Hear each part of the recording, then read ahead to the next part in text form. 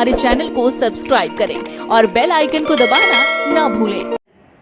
Ma'am, आप लंबे समय से बहुजन समाज पार्टी की कार्यकर्ता थी और आपने बसपा से चुनाव भी लड़ा और इस वक्त आप बीजेपी के नेता से उद्घाटन भी कराया, तो क्या लगता है कि आपका आने वाले समय में बीजेपी में कोई टिकट या जमीन? देखिए, अभी जो हमारे एनजीओ का प्रोग्राम है और एनजीओ में कोई पॉलिटिक्स बाजी यहाँ पे नहीं है। हमारे साथ में कांग्रेस के भी लोग हैं, हमारे साथ में कि आप के भी लोग हैं, केजरीवाल के भी हैं, बीजेपी के भी हैं, हर पार्टी के लोग, हर पार्टी का इसमें स्वागत है। और चूँकि जो कौशल किशोर जी हैं, बहुत अच्छा नशा मुक्ति अभियान जो चला रहे हैं और जो हम लोग के देश की वास्तविक समस्या है, निचले तबके की सबसे ज़्यादा ये समस्या है कि वो 100 रुपया कमाता है तो 110 रुपये नशे में खर्च करता है। तो ये चीज़ मुझे उनकी अच्छी लगी, तो इसलिए मैंने उनको बुलाया और इसलिए उनको चीफ गेस्ट रखा। इसमें कोई बीजेपी का मतलब नहीं है, कोई कांग्रेस का मतलब नहीं है। बसपा सुप्रीमो मायावती ने ओबीसी जात जनगणना के लिए ट्विटर पे ट्वीट किया है, इस विषय पे आपका क्या कहना है? ओबीसी का जनगणना होनी चाहिए। उनको कितना परसेंट भी आरक्षण मिलता है और लेकिन फिर भी वो भी आरक्षण लागू नहीं है। तो अगर वो जनगणना होगा तो उस आरक्षण पर रिवीजन तो होगा, ये कितना होना चाहिए कितना नहीं होना चाहिए। इस तरह से बसपा सुप्रीमो मायावती जी के भतीजे आकाश आनंद चंद्रशेखर रावण पे अजीब तरीके से भाषाओं का इस्तेमाल किया, उस विषय पर क्या कहेंगे? देखिए, चंद्रशेखर ने तो कभी इस तरह की भाषाओं का कोई इस्तेमाल नहीं किया है, कभी भी कोई गंदी भाषा का इस्तेमाल नहीं किया है बसपा के लिए। तो मुझे ऐसा लगता है कि अगर ये किया ना कि उनको लगता है ये बीजेपी का बंदा है चंद्रशेखर, देखिए अपनी अपनी मर्यादाओं में रह के अपना काम करे, किसी का ना विरोध, अपने कम से कम अपने लोगों का तो विरोध ना करे। अगर वो चंद्रशेखर को अपने साथ मिला ले तो डेफिनेटली मुझे नहीं लगता है कि बसपा का सरकार बनने से कोई रुक जाएगा। तो उनको मिलाना चाहिए। अब किस वजह से ये लोग अलग अलग हैं ये समझने वाली है तो यही दोनों लोग जाने। हालांकि मैंने चंद्रशेखर को रोते गिड़ाते भी देखा है कि वो शामिल होना चाहते थे, सपा में शामिल होना चाहते थे, बसपा में, लेकिन इन लोगों ने कोई तवज्जो नहीं दिया। तो अब अगर ये बीजेपी का, इनको लगता है कि ये बीजेपी का है, तो फिर ठीक है, जिस हिसाब से बसपा उनके साथ बिहेव करी, चंद्रशेखर के साथ डेफिनेटली करना चाहिए। दोनों अपनी अपनी जगह ठीक है। 2024 की तैयारी के लिए सभी पार्टियां ने अपनी अपनी बड़ी बड़ी गठबंधन बना लिया। इस पे बहुजन समाज पार्टी मायावती और चंद्रशेखर रावण, असदुद्दीन अवैसी, आकाश आनंद और प्रकाश अंबेडकर, एक तमाम बहुजन नेताओं को अलग दरकिनार कर दिया गया है। तो क्या लगता है कि बहुजन समाज के लोग अलग से कोई तीसरी विकल्प बनाएंगे? आपको ओवैसी को अलग किया है, चंद्रशेखर को अलग किया है और मायावती जी तो चाहती थी कि वो उसमें शामिल हो, लेकिन कांग्रेस ने ये नहीं माना कि देखिए गढ़ है एक यूपी गढ़ है सपा का और बसपा का, बीजेपी का अगर आप कह लें, ठीक है, लेकिन कांग्रेस का कोई वहाँ पे जनाधार नहीं है। अगर आप ये देखेंगे तो आप कांग्रेस ये बोल रही है कि तुम हमारे साथ जुड़ो और हम गठबंधन करके लड़ेंगे। तो भाई अगर वो बसपा बाहुल्य, मतलब बसपा को मानने वाले वहाँ पे लोग ज़्यादा हैं और उसमें जाकर उनके साथ गठबंधन कर रही है, तो मायावती जी ये कह रही है कि भाई जो गठबंधन हो रहा है पूरा इंडिया, पैन इंडिया हो, जो चीज़ इन लोगों ने नहीं मानी, इसलिए मायावती जी नहीं कर रही है। दलित मुस्लिम की देश में पॉपुलेशन सबसे ज़्यादा है, अगर दोनों को मिलाया जाए तो 50% हो सकता है। लेकिन इन दोनों दलित नेताओं और मुस्लिम नेताओं को दरकिनार करने से क्या लगता है कि एनडीए और इंडिया दोनों सफल हो सकती है? बट और बीजेपी का कोई वोट कहीं नहीं जाता और मुस्लिम उनको वोट करते जो बीजेपी को हराता है। और जो हमारे लोग हैं, ठीक है, SC ST OBC के लोग हैं, ओबीसी और SC के लोग, ST तो बेचारे अभी भी अपने हक अधिकारों के लिए लड़ रहे हैं, जो SC और OBC के लोग हैं, ये लोग अगर आप देख लें तो कहीं कोई एकजुटता ही नहीं उनके अंदर है। हर किसी का, मतलब मुझे क्या रीज़न है कि गरीबी रीज़न है कि एक दूसरे से जलना रीज़न है, क्या रीज़न है, बिल्कुल भी ये सारी चीज़ें नहीं है। लेकिन जब तक ये लोग एकजुट नहीं होंगे तो नो डाउट कि हमेशा तकलीफ़ में रहेंगे। और अगर आप देखेंगे बजरंग दल में कोई भी हिंदूवादी जो संगठन है, इसमें SC के और OBC के लोग ही ज़्यादा हैं।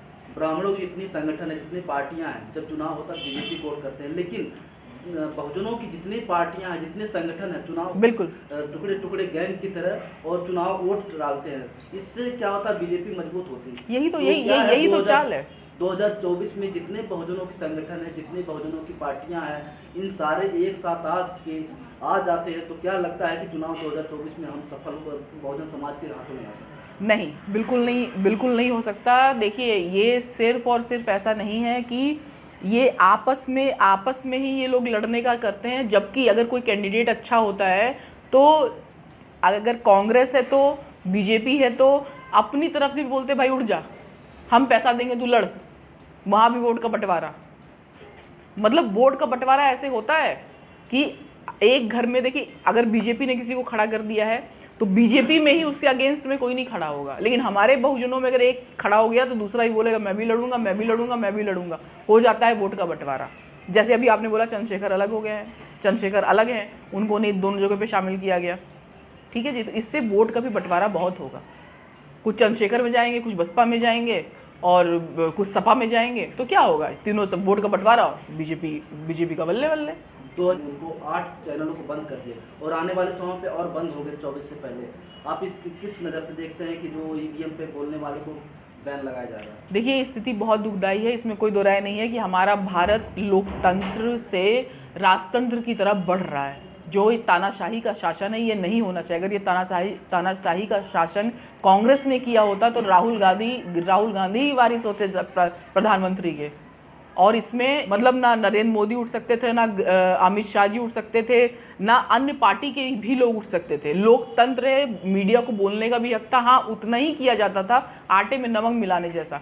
लेकिन अभी नमक में आटा मिलाया जा रहा है और लोगों का गला घोटा जा रहा है। इससे तो मैं बिल्कुल भी दो मत नहीं हूँ। लंबे समय से बीएसपी में रही है और आप जैसे चंद्रशेखर रावण की बात कर रहे हैं, तो चंद्रशेखर रावण के लिए क्या देखती है, क्या 2024 में फ्यूचर है चंद्रशेखर का? देखिए, लंबे समय से मैं बीएसपी में नहीं हूँ, पहली बात तो मैं ये कहूँ, क्योंकि मैं टीवी डिबेट्स और जो ग्राउंड लेवल पे वर्क करती हूँ, जो मेरा स्पीच है वो चीज़ को देख करके बीएसपी ने मुझे टिकट दिया था। मैं इलेक्शन लड़ी और अभी भी मैं बीजेपी की कोई सदस्य, कोई मेंबर नहीं। रही दूसरी बात, हालांकि बीएसपी मेरे दिल के बहुत करीब है, नो डाउट, क्योंकि हमारे महापुरुषों का उसमें योगदान है। और मुझे ऐसा लगता है कि अगर कोई मायावती जी को देखता होगा तो डेफिनेटली ये देखता होगा कि कोई हमारी नेता है, बहुजनों की बात करें तो अपना ही नेता मानता होगा। और हम लोग शायद, कोई भी बहुजन होगा, कोई भी एससी कैटेगरी का होगा, डेफिनेटली वो मानता होगा कि ये बसपा ही हमारी पार्टी है। लेकिन चूँकि स्थिति इतनी ज़्यादा वर्स्ट हो गई है कि अभी सीबीआई का, ईडी का जो सारी चीज़ें चल रही हैं सरकार की तरफ से, तो इस स्थिति में भी बहन जी ने अपने आप को बचाए रखा है, तो बहुत बड़ी बात है। दूसरी बात, अगर आप ये बोल रहे हैं कि चंद्रशेखर का क्या फ्यूचर है, चंद्रशेखर का अगर फ्यूचर देखें तो वो अपने, मुझे लगता है कि ओवैसी इतना ज़्यादा कैसे बोल लेते हैं, चंद्रशेखर इतना ज़्यादा कैसे बोल लेते हैं, जबकि पत्रकार अगर कोई बोल दे तो उनको नंगा करके वहाँ खड़ा कर दिया जाता है, नंगा करके थाने में खड़ा कर दिया जाता है। ये भी सोचने वाली बात है। मैं कोई टीका टिप्पणी नहीं करूँगी, लेकिन इसमें भी कोई दो राय नहीं है कि चंद्रशेखर आज युवाओं के, मतलब उनको देखने के बाद तो मुझे लगता है कि जो जय भीम बोलने का बहुत ज़्यादा प्रचलन और खुलेआम जो बातें होती हैं कि अपने हक की लड़ाई, मतलब एक जो चीज़ें थी कि लोग दबे छुपे चीज़ें चलती थी, वो खुलेआम वो इंसान बहुजनों की लड़ाई अगर देखें तो वो लड़ रहा है, चंद्रशेखर कर रहे हैं। लेकिन अब ये बीजेपी के अंडर में हो रहा है या चंद्रशेखर इंडिपेंडेंट लड़ रहे हैं, ये अंदर की बात है, ये मुझे बिल्कुल इस बारे में पता नहीं है। अच्छा, आप यानी कि ये कहना चाहते हैं कि उन्हें जो युवाओं का समर्थन है बहुत विशाल रूप से मिल रहा है? डेफिनेटली, ये तो है। तो कहीं ना कहीं ये कहा जाता है कि जो चंद्रशेखर के पीछे जो जन सैलाब आता है या जो युवा आते हैं वो ज़्यादातर उनके पास वोट तक नहीं है, यानी कि 18 साल की उम्र से कम है। तो ऐसे लोगों के सहारे सत्ता की गलियों में या संसद तक पहुंचा जा सकता है? नहीं, संसद तक तो नहीं पहुंचा जा सकता, लेकिन जागरूक लोग हो रहे हैं, ताकि जब से चंद्रशेखर आए, जब से जय भीम के गाने या ये सारी चीज़ें बहुत ज़्यादा हो रही हैं, और ये बहुत अच्छा है। और लोग अपने बहुजन नेताओं के बारे में, बहुजन पुरुषों के बारे में ये जान रहे हैं कि सोसाइटी के लिए उन्होंने अपने क्या किया, ये चीज़ें भी हुई हैं। जितने उनके समर्थक होते हैं उसमें उन सबको हुड़दंगी कहा जाता है और वानरों की सेना कहा जाता है, कि जो सिर्फ हुड़दंग मचाते हैं, लोगों को परेशान करते हैं। तो क्या वो सब जायज़ है? देखिए, मैंने तो कहीं हुड़दंगी मैंने ऐसा नहीं सुना। मैंने तो यही सुना है कि चंद्रशेखर की पार्टी में ज़्यादातर लोग वकील हैं, वकील हैं, चंद्रशेखर स्वयं वकील हैं। चंद्रशेखर वकील है, लेकिन जो इस बार अभी आपको शायद पता हो कि जंतर मंतर पर उन्होंने एक आंदोलन किया था, उसमें जितने लोग वहां पहुंचे थे ज़्यादातर उसमें युवा थे और जिनकी उम्र 15 साल से लेकर 17 साल। तो उसमें से कोई भी ऐसा नहीं था कि कल को उनकी पार्टी को, आज़ाद समाज पार्टी को वोट डाल सकते, उन्हें वोट डालने तक का अधिकार नहीं। लेकिन वहां पर उन्होंने खाली जमकर यानी कि हुड़दंग मचाया, यहाँ तक कि अगर कोई चंद्रशेखर के खिलाफ भी बोलता है तो उससे लड़ने मरने को तैयार। नहीं, ऐसा मेरे साथ भी हुआ है कि मैंने भी कभी कुछ चीज़ें ऐसी बोली कि आप लोग इस चीज़ पे विचार कीजिए, तो उन्होंने मेरे ऊपर भी इस तरह की चीज़ें की हैं। देखिए, कोई बात नहीं, चंद्रशेखर जो काम कर रहे हैं उनको करने दीजिए, और जो युवा 15, 16, 17 साल के हैं, कम से कम अपने लोगों के बारे में तो जानेंगे, अपने अधिकारों को सीना तान के तो खड़े होंगे, ठीक है। जब युवा 20-25 साल के हो जाएंगे तो वोट देने के लिए बीएसपी है, आप बीएसपी को वोट दीजिए। चंद्रशेखर उनको तैयार कर रहे हैं, बीएसपी को वो वोट देंगे तो ठीक है, और अभी नहीं तो अगर यही युवा बाद में जाके चंद्रशेखर को वोट देंगे। हमेशा बसपा चंद्रशेखर की काट ही क्यों करती रही है, यानी कि क्यों नहीं चाहती कि वो आगे बढ़े? देखिए, यही चीज़ जनता की भी समझ में नहीं आ रहा है कि ये ऐसा हो क्यों रहा है। अब ये चंद्रशेखर जी जाने या और मायावती जी जाने, और डेफिनेटली ये देखिए अभी जो चीज़ें चल रही हैं गठबंधन का, तो मैंने ये भी बोला कि गठबंधन में बहन जी यही चाहती थी कि भाई हमको पैन इंडिया गठबंधन मिले, ना कि सिर्फ गठबंधन यूपी में, इसलिए वो गठबंधन में नहीं गई। परिवारवाद की बात करें अगर आप बीएसपी में अगर आप परिवारवाद की बात कर रहे हैं, और बहुत ज़्यादा ये भी बोला जाता है कि परिवारवाद कांग्रेस में भी है अब, लेकिन अगर आप बीजेपी में भी देखें तो वहाँ परिवारवाद नहीं है क्या? ये मैंने फिर बोला मिशन है ना, पार्टी थोड़ी मिशन भी चलती है, ये एक प्रोपेगेंडा है। देखिए, जो ये परिवारवाद बोलते हैं, क्या बीजेपी में राजनाथ सिंह का बेटा या किसी भी मिनिस्टर का बेटा, अमित शाह जी का बेटा जो 50,000 का जो उसकी कंपनी थी आज 50-100 करोड़ की कंपनी बन गई, बीसीसीआई का वो चेयरमैन बन गया, ये क्या परिवारवाद नहीं है? तो ये यही है कि यही परिवारवाद क्या? नहीं, हम दूसरे से तुलना क्यों करें? जब बीएसपी के लोगों से पूछा जाता है, बीएसपी के लोग कहते हैं कि बीएसपी पार्टी नहीं है, एक मिशन चलाती है, मिशन है। तो जब मिशन है तो हम उस पर सवाल करना ही है, तो उसमें परिवारवाद क्यों होता है?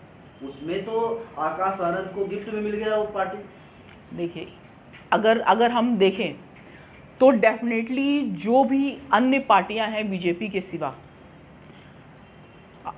इनका मोदी जी चीफ मिनिस्टर थे गुजरात के, और इनका कोई बैकग्राउंड नहीं था, इनका कोई राजनीतिक बैकग्राउंड नहीं, मतलब इनके दादा परदादा ये लोग पॉलिटिक्स में नहीं थे, ये सीधे आए इन्होंने किया। अब अगर देखेंगे, मैं फिर वही बात गिना रही हूँ कि बीजेपी आगे कैसे बढ़ रही है। बीजेपी यही बढ़ रही है कि निषाद को निकाल रही है, ओम प्रकाश राजभर को जो सपा ने इतना ज़्यादा इज्जत नहीं दिया, उनको बुला के इज्जत दे रही है, और भी जो पार्टी कांग्रेस ने जिनको नहीं किया उसको निकाल के वो ला के उनको दे रही है। हालांकि दूसरी तरफ ये निजीकरण करके सब लोगों को ध्वस्त कर देना है, मतलब दलित समाज को, सबसे बड़ी दलित समाज को उनका इकोनॉमिक रूप से इसको खत्म ही कर देना, ये अटल का प्लान था। चंद्रशेखर और तमाम नेताओं को टीवी खूब दिखाता है, लेकिन बीएसपी के लोग आज भी कर रहे हैं, चाहे तेलंगाना में, चाहे राजस्थान में या मध्य प्रदेश में कर रहे हैं, लेकिन टीवी वाले दिखाते नहीं, और अगर दिखाते हैं तो उनको मौका ढूंढते हैं कि इस पार्टी के लोगों को कैसे कमियां निकाला जाए। जैसे कि कल की आकाश आनंद को बीप करके 2 बार दिखाया गया वीडियो। नहीं, इसमें देखिए, नहीं, आप ऐसा क्यों सोचते हैं कि आपके विरोधी आपके पक्ष में कुछ करेंगे? जब सारे मीडिया आपका विरोधी है, आपका पेपर विरोधी है, एंकर आपके विरोधी हैं, चैनल आपके विरोधी है, सरकार आपके विरोधी है, आपके लोग जुडिशरी में नहीं है, मीडिया में नहीं है, कहीं पे नहीं है, और ना ये लोग पहुंचने देना चाहते हैं, तो आपको क्यों लगता है कि ये लोग आपके बारे में अच्छा ही बताएंगे? चंद्रशेखर तो अभी तो जब एक सीट भी नहीं जीत पाए, तो उनको तो दिखा रहा है क्या चाहता है, बीएसपी को वोट काटने के लिए भी मीडिया दिखाती है। हाँ, डेफिनेटली, और क्या, और यही रीज़न ही है, यही रीज़न है।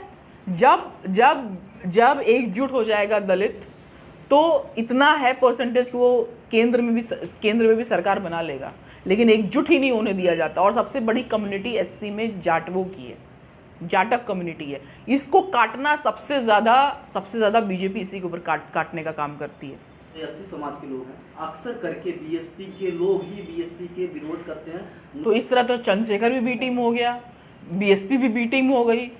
हाँ, सब सारे बीजेपी की ही चमचागिरी कर रहे हैं, यहाँ सारे के सारे बीजेपी की चमचागिरी कर रहे हैं। यानी कि मायावती जी के बाद कोई ऐसा आपको चेहरा दिखाई देता है, बड़ा चेहरा, जो शायद बहुजन चेहरा, जो कि देश में जैसे छवि बहन जी की है, बहन जी के बाद कोई ऐसा चेहरा बसपा में? देख, नरेंद्र मोदी जी को जो बीजेपी ने प्रेजेंट किया है, बहुजन पार्टियों को भी ऐसा ही करना चाहिए, ना कि अपने बच्चे के बच्चे। फिर ये चीज़ें अच्छी नहीं है। चंद्रशेखर रावण को इसलिए समर्थन नहीं करती कि कहीं बहन जी को लगता है कि मेरी सत्ता मेरे हाथ से ना छूट जाए। हो सकता है, बिल्कुल हो सकता है, या सत्ता। लेकिन अभी तो आपने कहा कि वो बी टीम बीजेपी की है, बी टीम बीएसपी बीजेपी की है, बी टीम चंद्रशेखर बीजेपी का है, तो फिर सभी बी क्या कर रहे हैं? चंद्रशेखर प्रयास करते हैं लेकिन बहन जी कोई तवज्जो नहीं देती, बहन जी उल्टा उन्हें बीजेपी से का तैयार किया बता देती हैं। तो उस चीज में जी, कहीं ना कहीं बहन जी की राजनीतिक करियर खराब हो जाएगा उसके अंदर। देखिए, अभी तो जहाँ तक आप ही लोग बोल रहे थे कि चंद्रशेखर तो खूब टीवी मीडिया में दिखाया जा रहा है, बीएसपी नहीं दिखाई जा रही है, तो बहन जी कहाँ दबा रही हैं चंद्रशेखर को? चंद्रशेखर तो ऊपरी आ रहा है। जैसे चंद्रशेखर को दूर करने से बेहतर है अगर साथ लिया जाए, तो क्या लगता है कि कुछ बदलाव होगा? देखिए, ये बिल्कुल बदलाव होगा, और हो सकता है बहुजन समाज पार्टी का केंद्र में सरकार भी बन जाए, और यूपी में तो आ ही जाएंगे ये लोग अगर चंद्रशेखर को साथ में लेके चलते हैं तो। हमारे चैनल को सब्सक्राइब करें और बेल आइकन को दबाना ना भूलें।